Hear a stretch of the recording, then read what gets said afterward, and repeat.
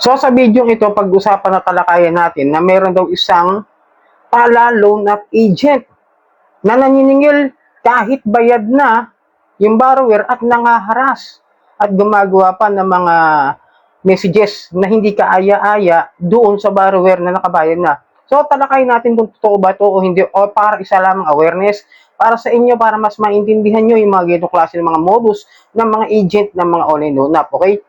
Pero bago ang lahat, maglalambing po muna ako sa inyo na pakipollow po at pakisuportahan po ang aking mga social media account, ang Facebook, TikTok at ang aking YouTube channel. At kung nakatulong sa inyo ang video ito, malaking tulong din po ang simpleng pag-like, malaking tulong din po ang simpleng pag-share at para updated po kayo sa mga videos na ginagawa natin dito about sa usapang online lending app, ay pakihit lang po ang notification bell.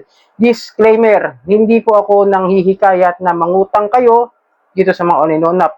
Ako po ay nagbibigay lamang po ng payo, gabay at patnubay kung paano nyo haharapin ang mga suliranin na ginagawa ng mga paglabag sa mga abusive and fair debt collection practices na ginagawa ng mga online lending apps.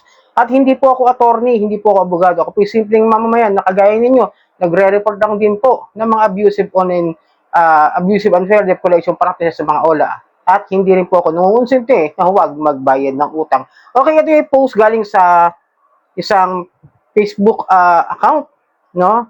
Na may pangalang Ayla Mendoza. Awareness, ha? Ulitin ko, hindi po, excuse me, hindi po ako naninira ng mga online loan app. Ako po, in good faith, nagbibigay lamang po rin ako ng awareness at reviews kung okay ba talaga na mangutang sa mga online loan app. Hindi ko sila sinisiraan. Sinasabi ko lang, maging maingat kayo at maging matalino sa pangungutang sa mga ito. At itong ginawa niya ay para mas maintindihan ng mga online loan app, even the legit, lalo-lalo yung mga legit na mga OLA, tulad ito, Tala, di ba? Tala ay hindi naman masyadong ma-issue. Ito, sabi niya, awareness to all my friends and partners, friend. Baka may mag-message po sa inyo saying he is a scammer. Please report it to us immediately. Sorry for being engaged with this issue. Tala, please make some action about this issue. We loan to Tala amounting 2,500 and we already paid it on time, which is ngayon lang, ang amounting 2,779. At ito yung proof na sa baba niya, no, sa post niya, pero mamaya natin pagtalakayin at pakita. And this person is Olivia Dalias Bray, the Tala employee, sabi, keep sending messages sa friends and co-workers ng partner ko, pertaining that he is a scammer. We didn't know how he came this far. Also, where is 1,989 came from? Why Tala gives us new offer if we haven't paid our loan, di ba? Please, Tala, huwag masyado kaming good payer para magka-issue ng ganito. We already submit a report to your service center and also paki-assess lahat ng employees ninyong hindi ata nagbabasa sa system ninyo. Now, which is, excuse me ulit, ang issue dito kasi is, merong isang loan up agent ng Tala na kung saan ay may pinopost siya na mga hindi kaaya-aya. Tulad nito, pakita ko sa iyo, no, yung isa. Sabi ko sa iyo, di kita titigil hangga't di ka nagbabayad ng utang mo. Next ko na ang pagpo-post sa FB page ng City Hall nyo. Ayan ha, pakita ko na sa inyo. Hindi yan galing sa akin ha, galing niya sa nag-post. Ngayon, lilinawin ko. Si Tala, wala akong masyadong issue kahit na meron akong 3 days overdue na utang sa kanila. Ay, 3 days, 3 years na overdue. Okay? Wala akong harassment na tatanggap. It's either this loan up agent nila ng Tala na ito ay mayroong sariling modus o galawan. Ito senaryo lang yan. Mayroong mga agent talaga na nagtatrabaho sa mga lending company na gumagawa ng sariling galawan na maniningil kahit walang utang. Naranasan ko yon kasi pag tinanong mo, may utang ka raw kahit wala. Ito naman, nagbayad na pero sinisingil pa rin na meron daw siyang utang na naiwan.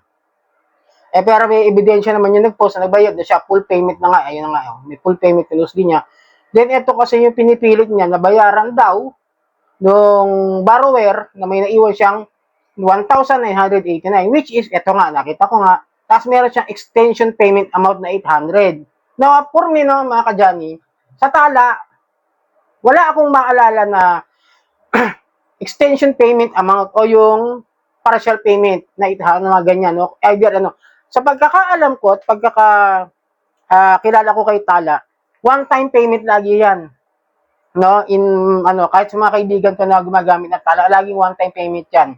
ginagawa nila kada katapusan o kinsenas ng aming sahod. Ganun ginagawa. May mga kaibigan ako gumagamit ng tala eh. Lalaki nga ng mga offer nila pero hindi nila sinasagad. No? Pero ito sabi niya so it means para sa akin may payment amount extension. Excuse me, para sa akin lang medyo nakakapagtaka na ganito. Tapos nang haharas. Maaring ito mga ka-Johnny. Galing sa mga loan app o loan app na loko-loko. Yung mga illegal, no? Bagay kahit yung legal nga diyan na isa na ilan meron ganyan eh, kahit registered na sa SEC 5 days before, mga haras na, magpo-post na, mga mahiya na, di ba? Ito tingin ko gagalawan niya, ginawa niya sa pala. Siguro natanggal o umalis ito, gumagawa sa sariling galaw, no? Excuse me, medyo nahirapan ako huminga. Ayan. Pero mga ka-Johnny, linawin ko napaka-credible po, napaka-legit ng Tala Loan App. Kung may mga gumagaya dyan, lalo na sa mga iOS, wala po silang apps sa mga sa iPhone, sa iOS, di ba? Sa mga Apple phone, wala po silang dyan. Ngayon, kung may nakakaranas ng ganyan sa inyo, same as nag-post si Ayla, tama na i-report muna sa sa customer service ng Tala. Tama 'yon. And then para magkaroon ng tamang disciplinary action, kung talaga legit na agent siya ng Tala, mas magawan ng paraan, mas maiayos yung sistema, yung sitwasyon. Medyo may point talaga yung nag-post na agent nila o customer service nila o empleyado nila, hindi alam kung ano yung system ng kanilang loan service o kanilang pagpapautang, kung bayad na o hindi. Biruin mo, pinapabayad ng 1,918, kababayad lang, tapos ino-opera, di ba? Parang ang gulo ng nung agent. Doon pala mahalata mo ng scammer eh. Tapos, gagamitin yung pangaharas in the way of posting on social media, in the municipalities, in the barangay, and then sa mga kaibigan nung borrower. Nakakalungkot lang isipin na si Tala nagagamit, no? Ako, wala akong issue kay Tala. Ewan ko sa iba, may mga nagko-comment kasi na excuse me, na loan shark na rin daw. Hindi ako sure kung talagang loan shark siya. Kasi in my 3 years overdue, linawin ko sa inyo, yung 1.5 ko, 2,000 lang ang ang almost buo kong babayaran. 2,000 na lang babayaran ko, which is for me, parang, okay naman. Okay naman yung gano'n. Kaso nga lang, kailangan bayaran mo ng buo. Which is minsan talaga kinakapos tayo. Hindi ko sasabing hindi ko babayaran, ha? Baka malito na naman kayo sa mga comment section, may mag-comment dyan na, balatuba ka pala, Kuya Johnny, kaya pala, hindi ka nagbabayad ng utang, ganun, no? Hindi, kasi gusto ko sanang may katulad nun sa iba, na mayroong mga extension payment, pero syempre, si Tala, gusto niyan, one-time payment. Linawin ko. Then, itong ginawa ng Tala agent is, clearly, na talaga meron siyang ginagawang sistemang sa pangsarili o yung galawang sindikato na parang siya lang yung nakakaalam sa ginagawa. Sana magkaroon ng disciplinary action at magkaroon ng mas tamang pagpapaayos ng sistema ng Tala, Napakaayos naman niya, talagang wala akong nakikitang ibang problema. Maliban na lang talaga sa may mga nagko-comment daw na hindi raw maganda yung kanilang system. I don't know, hindi ako nakaranas kasi ng gano'n sa kanila.